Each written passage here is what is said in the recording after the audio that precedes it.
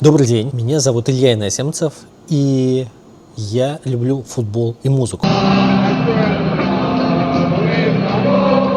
2026 год. Чемпионат мира в самом разгаре. Кажется, что нынешний чемпионат мира по футболу один из самых модных, если не самый модный в истории этого соревнования. Почему я так думаю? В рекламе Nike среди прочих футбольных звезд внезапно появляется Ким Кардашьян, например. Да? В целом можно рассуждать о том, что игровые футболки некоторых сборных, они так и просятся на подиум. Мой любимый пример – это гостевая футболка сборной Бельгии с отсылкой к Рене Магриту. У них сзади написано «Ceci n'est pas un maillot», что в переводе с французского означает «это не футболка», отсылая таким образом нас к Магриту «Ceci n'est pas un pipe», это не курительная трубка. Это часть увлечения мировой моды вот этой самой футбольной униформой. Гости недель мод в Париже, в Лондоне, они надевают футболки миланского Интера, парижского ПСЖ, лондонского Арсенала. Накануне чемпионата мира один из самых влиятельных брендов стритвира Palace объявил о коллаборации с Nike, при этом Жак Мюс объявил о коллаборации со сборной Франции, которая тоже спонсирует Nike. Да, коллаборация Palace это со сборной Англии была, и все это часть такой серии коллабораций Nike X2. Там еще есть, например, Pata в Нидерландах, по-моему, Nocta с Канадой. В общем, это все говорит о том, что модные дома пришли в футбол, но это продолжалось очень давно. Этой теме, мне кажется, уже несколько лет, уже пошли десятилетия. Знаменитости, такие как Тимоти Шаломе, появляются в футбольных формах на мероприятиях. Это уже общее место. Почему я говорю десятилетия? Потому что спонсоры пришли на футболки клубов где-то в 70-е, 80-е и способствовали таким образом коммерциализации футбола еще дальше. Модные дизайны пришли в 90-е, это был еще один фактор, который помогал футбольным формам идти, так сказать, в массы. И по данным исследования 2023 года, почти 40% покупателей футбольных форм, они берут их не из-за того, что поддерживают какой-то клуб или сборную, а покупают их ради моды. Тенденция, которую я замечаю все больше, это то, что футбольные джерси, на них стало больше музыкальных исполнителей. Вы наверняка видели Юрия Дудя в футболке Энтер Шикари в одном из своих выпусков интервью. Энтони Фонтена, один из самых известных YouTube музыкальных критиков, появляется в своих видео часто в футбольной майке Broken Social Scene. Гитарист Turnstile в прошлом году на Гластенберри выходил в футболке другой группы Fiddlehead. Капитан сборной Австралии Джексон Ирвайн участвовал в съемке, где он был одет в футбольную джерси группы King Gizzard and the Lizard Wizard. Это все, может быть, не самые знакомые названия, но, опять-таки, это все часть вот этого модного тренда. Очень часто можно сейчас слышать слово «нишевость». Так вот, вот эти нишевые группы, они теперь не просто где-то существуют у нас в наушниках, а еще появляются на футболках. Мне стало интересно, откуда это все взялось. Но прежде чем я буду обо всем этом рассказывать более серьезно и двигаться дальше, я бы хотел поблагодарить свою семью, своих родителей и патронов Яниса, Мишу, Татьяну, Карину и Диму. Благодаря им я выпускаю это видео. Если вы хотите меня поддержать, то это можно сделать, подписавшись на канал, поставив этому видео лайк, поставив колокольчик, чтобы узнавать о новых публикациях. Ну и я буду всегда рад, если вы расскажете об этом видео или поддержите меня по одному из донат-каналов, которые располагаются в описании к этому видео. Итак, как у любой тенденции, у музыкальных футбольных джерси не было единой отправной точки. Это движение с нескольких направлений, которое вдруг определилось в большое явление. Я попробую сегментировать каждое из этих направлений. Первое – это спонсорство клуба. Подобно крупным коммерческим брендам, музыканты стали появляться на футболках, просто заплатив за размещение. Да, очень часто это делают, помогая близким клубам зарабатывать хоть какие-то деньги. Да. Если мы говорим о футболе топ-лиг, то это команды с огромными бюджетами, с огромными инвестициями, да, но если мы говорим о командах, которые располагаются все ниже и ниже в дивизионах, для них спонсорство – это чуть ли не главный заработок, который они могут себе позволить для того, чтобы снабжать команду экипировкой, оплачивать труд тренеров и все такое. Судя по всему, первым таким артистом в истории стала шотландская группа Wet Wet Wet. В 1093 году они спонсировали команду родного города Клайдбенк, которая тогда играла во втором шотландском дивизионе. То есть это даже не высшая лига Шотландии. Эндер Шикари поступили точно так же в 2020 году, поддерживая клуб из родного Сент-Олбанса. Та самая футболка, которую вы могли видеть у Юрия Дудя. Кроме 2020 года они продолжали спонсировать Сент-Олбанс. Их недавнее появление в качестве титульного спонсора на футболке, оно состоялось не так давно, в 2025 году. Кто еще? Fatboy Slim всю жизнь болел за Брайтон, потому что он там родился и жил, возможно, живет. Он спонсировал футбольный клуб Брайтон, и название его альбома «Полуковилл» красовалось в качестве титульного спонсора в 2004 году на этой самой футболке. Его лейбл Skint Records, он тоже появлялся на груди у футболистов именно благодаря тому, что Fatboy Slim спонсировал Брайтон.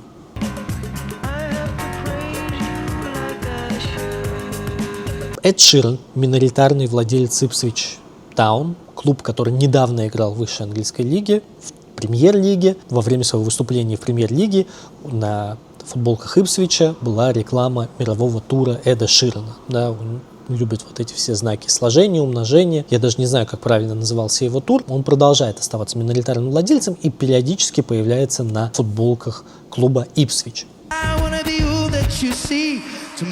Валийцы Super Furry Animals спонсировали клуб из родного Кардифа, Cardiff City, в 1999 году.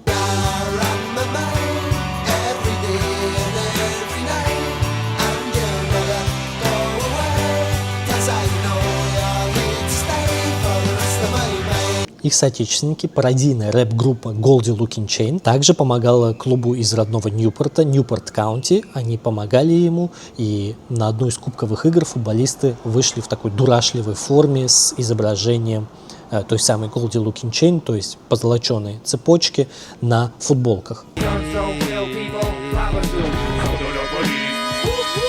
Естественно, когда мы говорим о полноценном титульном спонсорстве, то это вообще-то затратное дело. Да? Музыканты, опять-таки, какого-то среднего эшелона, они могут не так много денег зарабатывать. Поэтому очень часто музыканты выбирают клубы дивизионами пониже или даже помоложе, так сказать. То есть они поддерживают молодежные команды или даже детские команды. Благодаря этому возникают действительно уникальные истории. Для примера поддержки музыкальными исполнителями какого-то клуба, который не добивался никаких успехов, я приведу в пример футбольный клуб Маргейт. Я живу сейчас в Маргейте. Это город на юго-востоке Англии, располагающийся на берегу. И местный клуб не выходил выше уровня национальной лиги, а это 5-й уровень английского дивизиона.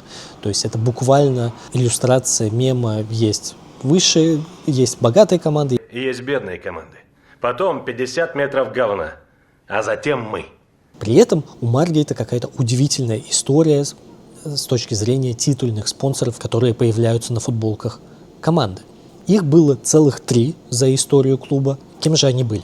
Первым спонсором футбольного клуба Маргейт из музыкальной сферы была легендарная ска-группа Bad Manners.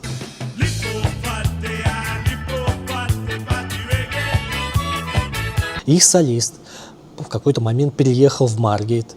Очень часто здесь кутил. Bad Manners красовались на той самой футболке. Спустя какое-то время, то есть сейчас 2020-е годы, футбольный клуб Маргейт спонсирует The Libertines. The Libertines – легендарная, в общем, группа из 2000-х.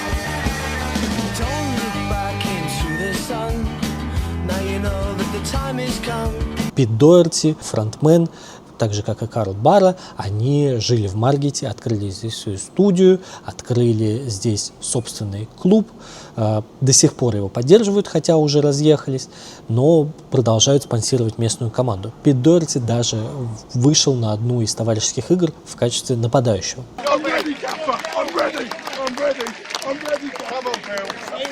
Если вы ездите на какие-то летние фестивали, то вы в целом можете видеть там людей, которые носят футболки, футбольные майки с названием групп. И я гарантирую вам, что если вы находитесь где-то в Европе и приехали на фестиваль, то вероятность, я бы оценил в 5-6%, что у кого-то из посетителей фестиваля будет футболка футбольного клуба Маргейт с огромной надписью «The Libertines». Но была еще и третья группа, которая спонсировала футбольный клуб Маргейт. И мне кажется, это довольно интересная история, а группа сама по себе легендарная. Это панк-группа The Exploited.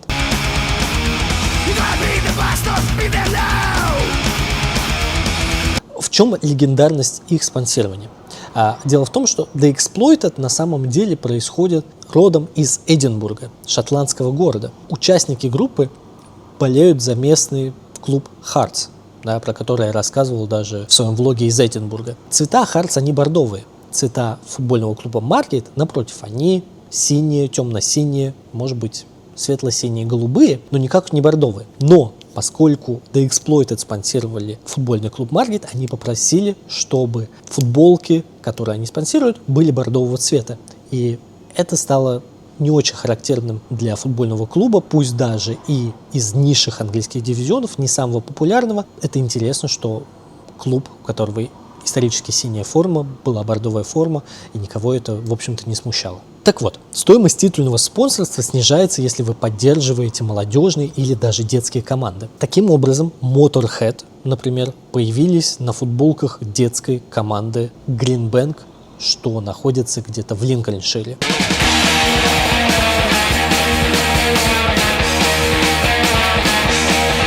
Недавний пример. Франц Фердинанд, легендарная тоже инди-группа из середины нулевых, они проспонсировали детскую команду под названием Symington Tinta, которая находится в Шотландии. Сама группа из Глазго. Они нашли такой способ поддержать детскую команду игроков 2014 года рождения.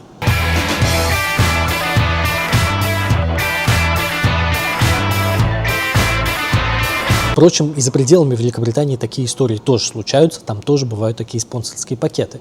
Из недавнего вспоминаются Deftones, которые проспонсировали группу Los Jaguares, которая происходит из тех же мест, откуда и происходит сама группа.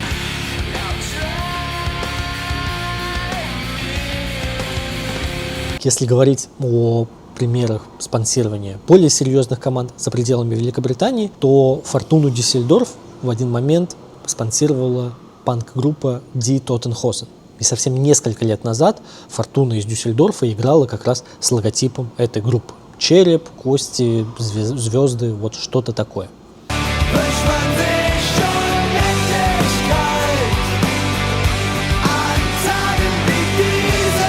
Продолжаем исследование стран за пределами Великобритании.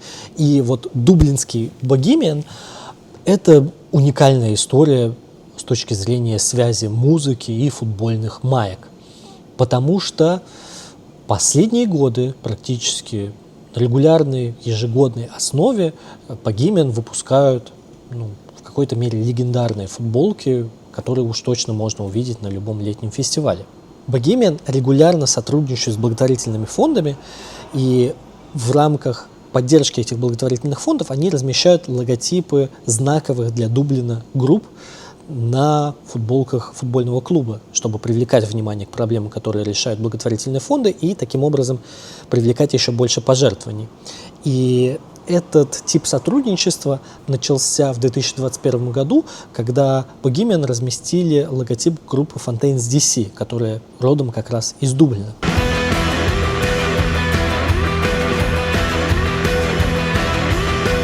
Следующим опытом в 2022 году было размещение Боба Марли в связи с тем, что он проводил легендарный знаковый концерт как раз в Дублине.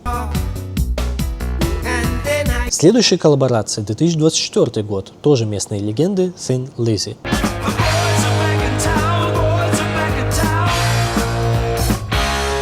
Совсем недавно, опять-таки, в 2025 году Fontaines DC снова появились на футболках, на этот раз по дизайну от гитариста Fontaines DC Карлоса.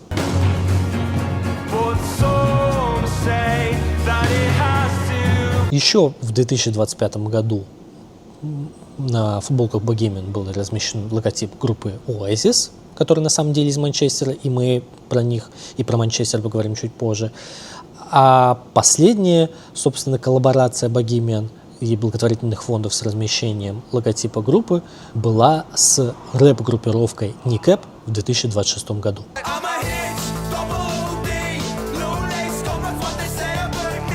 Есть и такая хитрость, как спонсорские коллаборации Барселоны и стримингового сервиса Spotify. То есть, что происходит? Spotify покупают место титульного спонсора на футболках Барселоны, да, и если вы видите Барселону, когда она играет, то у нее чаще всего на груди располагается логотип Spotify. Но иногда ввиду, может быть, выходов каких-то альбомов, ввиду каких-то пиар-договоренностей, Spotify меняют свой логотип на одного из артистов, которого они продвигают. Такими артистами были Drake, такими артистами были Coldplay, такими артистами были The Rolling Stones, была местная звезда Розалия. И вот совсем недавно в рамках выхода нового альбома и отправления вместе с ним в тур была Оливия Родриго, молодая американская популярная певица.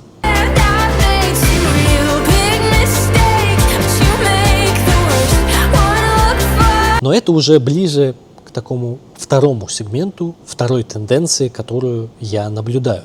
А именно модные коллаборации музыкальных артистов и футбольных клубов или, может быть, футбольных брендов.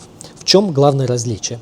Когда мы говорим о спонсорстве, то чаще всего это музыканты платят деньги клубам либо через бренды, либо напрямую. В этих футболках играют. В коллаборации созданы для какого-то казуального, что ли, выхода в свет, уж точно не для футбольного матча. И на самом деле здесь не так много вариантов, и большинство из них, они из Манчестера. Только что рассказывал про Oasis, и вот в 2024 году, буквально спустя несколько дней после того, как Oasis объявили о воссоединении, вышла новость о том, что Ноэл Галлахер сделал дизайн для футболки Манчестер Сити, для 4-й их по счету форме за тот сезон, в которой они играли только в Кубке. И эта форма была выполнена в дизайне второго альбома Oasis Definitely Maybe.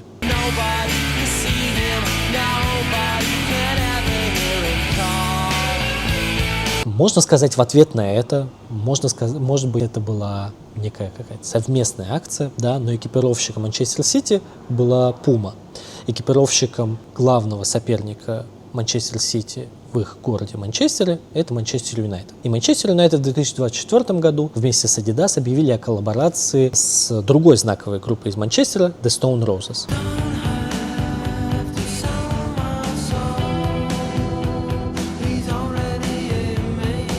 И эта форма, она имела такой успех, что в этом году, в 2026 году, выпустили продолжение этой линейки, выпустили еще несколько вещей, выполненных в таком же цветовом оформлении, в таком же дизайне, похожем на предыдущую коллаборацию с The Stone Roses. Еще один легендарный пример коллаборации, когда музыкальный исполнитель находился на футболке, но в этой футболке никто никогда не играл в профессиональный футбол, это коллаборация Black Sabbath и Астон Виллы.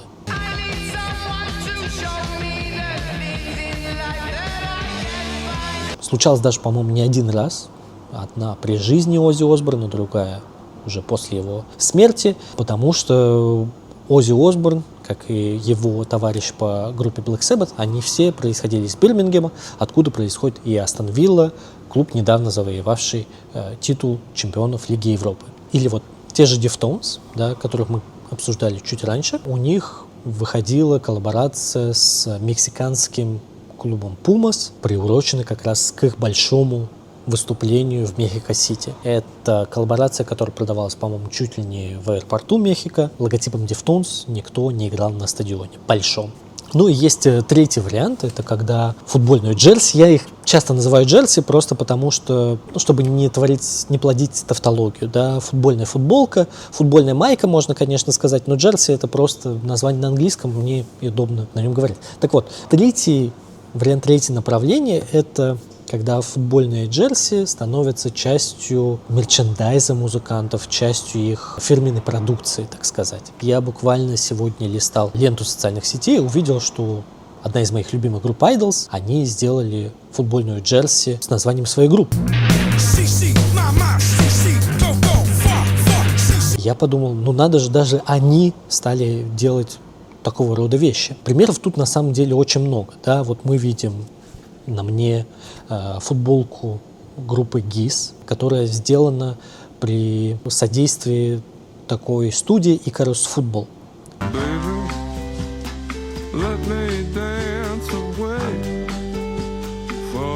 Студия Icarus Football, у них очень много форм, которые они делали для вымышленных клубов. И в какой-то момент они стали делать формы для музыкальных групп.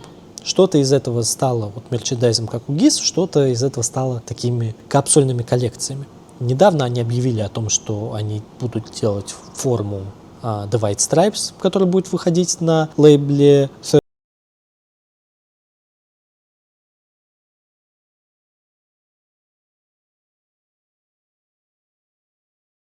Музыкальный критик из YouTube надевает как раз футболку Icarus Football вместе с Broken Social Scene, которая была на самом деле сделана для нескольких групп из Торонто, участвующих в одном футбольном турнире. А вот King Gizzard и Lizard Wizard сделали футболку при содействии журнала «Мундиаль». Такой модный футбольный журнал, выходящий на английском языке. При этом эту футболку до последнего времени можно было купить на сайте в качестве официальной фирменной продукции The King Gizzard and the Lizard Wizard. Сейчас эта футболка, я проверял у реселлеров, она при себестоимости $80-90, она торгуется на 500-600, потому что это лимитированная коллекция, и я думаю, спустя годы эта вещь станет более редкой, более ценимой, что ли. Но это как будто бы все нишевые артисты. Да, большие артисты, наиболее популярные прямо сейчас, они тоже выпускают футбольные майки. Например, Dua Lipa в рамках поддержки своего тура к альбому Radical Optimism, у нее были майки с надписью Radical Optimism, сделанные в футбольной эстетике с логотипом типа Dua Lipa, и в поддержку ее сингла Training Season. Fred Again, один из самых популярных и известных диджеев планеты, в 2023 году к своему выступлению на Гластенберри, одному из самых крупных фестивалей в мире, выпустил специально футболки Fred Again, опять-таки выполненные в футбольной стилистике. Сюда же можно привести пример с Роми из XX, которая для своего сингла «Something» участвовала в съемке, где позировала в футболке, специально сделанной к этому синглу.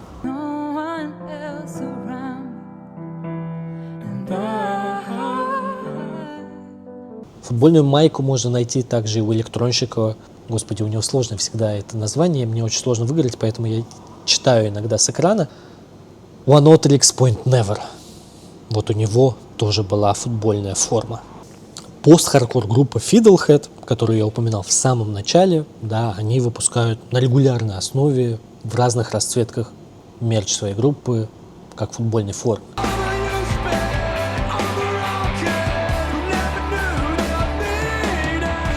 Кажется, что это очень классно выглядит и вообще классная тема для музыкантов. На самом деле этих артистов становится все больше. Вот как Idols буквально сегодня объявили. Я кого-то наверняка еще могу упускать, потому что футбольные джерси, они удобны, в них можно заниматься спортом, в них можно выходить куда-то, гулять от сцены до сцены, по фестивалям, можно прийти, вспотеть, но также быстро высохнуть в мошпите, в толпе, на концерте. Эта тенденция мне просто нравится, поэтому захотелось сделать об этом такое короткое видео. Но я хотел бы закончить видео на той мысли, что почему, мне кажется, стоит выделять и почему артисты стали это вообще делать. Дело в том, что музыкальные артисты, их заработок сейчас в меньшей степени зависит от стримингов и концертов.